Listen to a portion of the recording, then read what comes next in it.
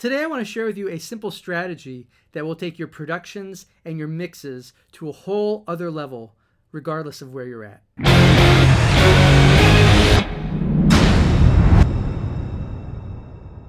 All right, so what is this one strategy that's going to completely, change the way you approach producing and mixing your music?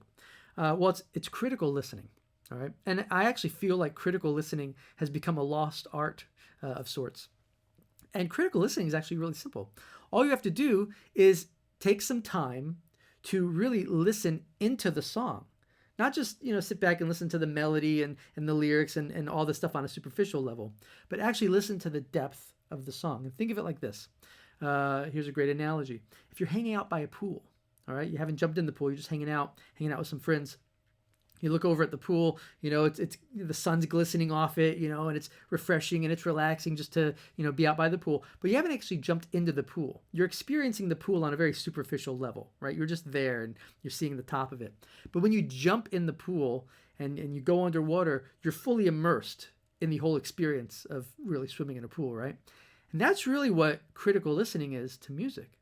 Okay, so when we are critically listening, what we're doing is we're really listening through the surface of the song, and we're listening into the depth of the production and the instrumentation and the mixing.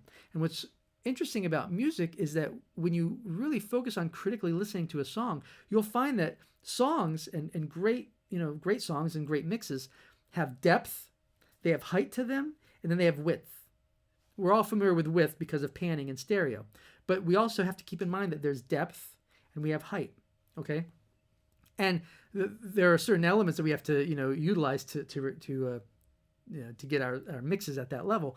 And one of the best things we can do is just to sit and listen to other songs that we really, really, really enjoy and analyze all the instruments in those songs and what's happening with them, how they're actually being treated in the mix, okay? So what I've done is I've created a worksheet for you, which you can download below this video.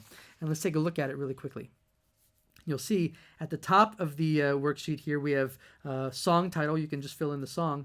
And then we have 5 columns for intro, verses, choruses, bridge, and then outro. And then on the left-hand side, we have various instrument groupings. Okay, we have a percussion group, fretted instrument group, keys group, a vocal group, and then just miscellaneous group. All right. So let's just talk about, for example, the drums and the percussion. So the way that you're going to start critically listening to a song and really dive into the production of it is you're going to pick one instrument, and you're just going to start with the kick drum, all right? And you're going to listen to just the kick drum through the entire song. And you may find a lot of things that you had no idea you were going to discover in this process. You may find that maybe in the verses, the kick drum level is really low, and when it gets to the chorus, the kick drum level gets raised up. Well, that's a great mix technique to store away in your mind, so that when it comes to choruses, maybe we just boost some levels of certain instruments to really make those choruses hit hard. A great example of this, by the way, I'm just going to go back in time a little bit, but a great example of this is Van Halen's "Jump." If you listen to that song, we've all heard it a zillion times. But if you listen to the verse, there's a kick drum in it, but it's very low. It's like they basically muted the kick drum, and you're only hearing it through the overheads and the room microphones.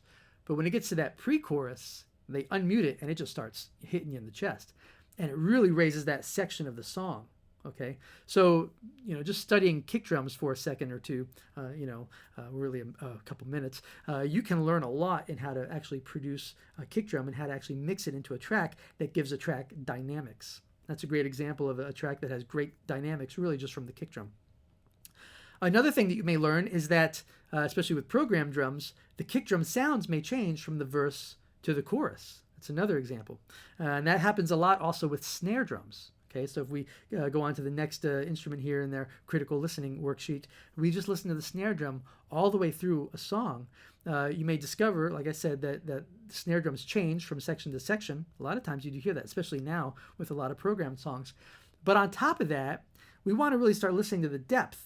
Okay, so let's listen to the actual snare drum, and does it have a trail behind it? Is it just a crack, or does it have a crack with a long, like a reverb trail, like a ka, right? Well, that's how we start getting the depth in our mixes, by those time-based effects like reverbs and delays. So if you're listening to a snare drum and you're just really focusing in on that for 3 or 4 minutes of the song, you'll be able to start hearing, oh yeah, there is a reverb there, and that reverb It's probably like maybe like 1 second.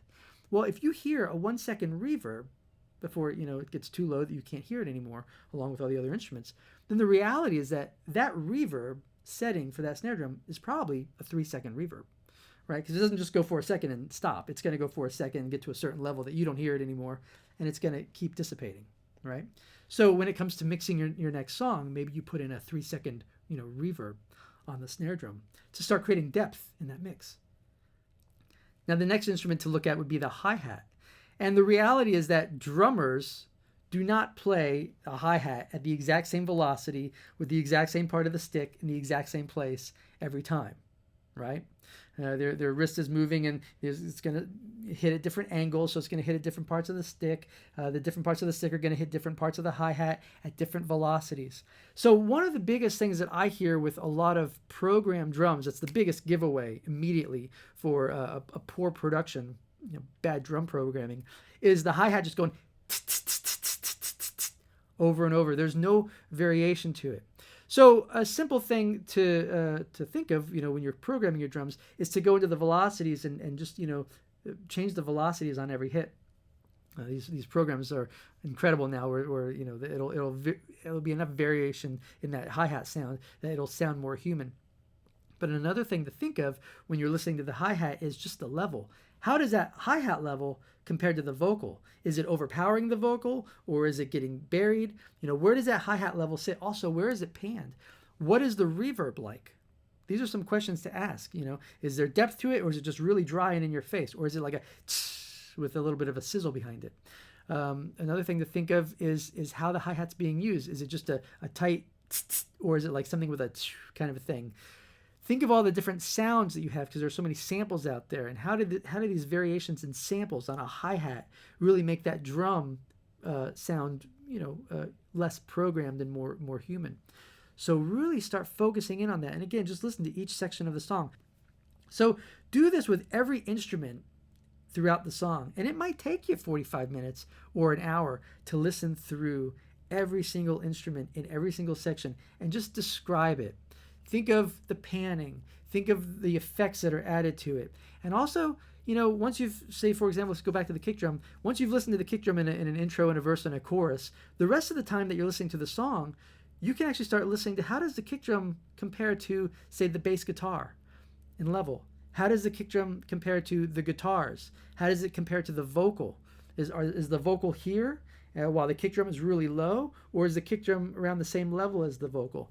These are also things to really think of when you're mixing your song, because they're going to play a vital role in really making your mixes sound more professional, because you're really listening to the depth and the spacing and the height and really the three-dimensional aspect of professional quality mixes. Now, we spent a lot of time talking about drums. I stayed there for a while on purpose, because drums to me are the first dead giveaway on a track that's never going to make it really to licensing opportunities. I assume you're following me because you want to learn more about licensing and sync opportunities. So if you want to get your music on TV shows, films, or commercials, it's really going to start with the foundation. The foundation of any track is really the rhythm, right? So it's going to start with the drums. And so we do have to pay attention to that. But the thing that's ultimately going to sell a vocal song is a vocal, okay? We can have a mediocre track with a great vocal and still be sold, but you can't have a great track with a bad vocal. That's not going to sell you. So you have to have a great vocal performance. And I want you to start listening to the vocals, and I want you to spend a lot of time listening to background vocals as well. And listening, again, like we were listening to the drums, listening to the depth, okay?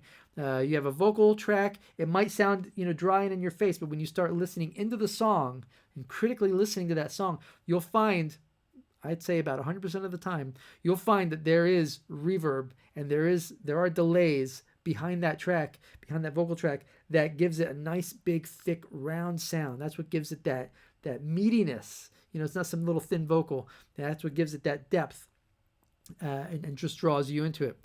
So pay attention to the time-based effects that are on that vocal. Pay attention to the vocal level compared to all the other instruments. How does the vocal sit compared to the bass guitar, compared to the kick drum, compared to the rhythm guitars, compared to the acoustic guitar, compared to the piano? A lot of times, the reason why mixes don't get picked up are really because the levels are all They're all jacked up. The vocals are up front. A vocalist obviously mixed it, wanted to hear the vocal up front, but they ignored all the other instruments. And the other instruments just kind of got buried, and they just become this wash down here. Well, we need to make sure that the vocal actually sits in as another part of the track. And the track is built also around the vocal.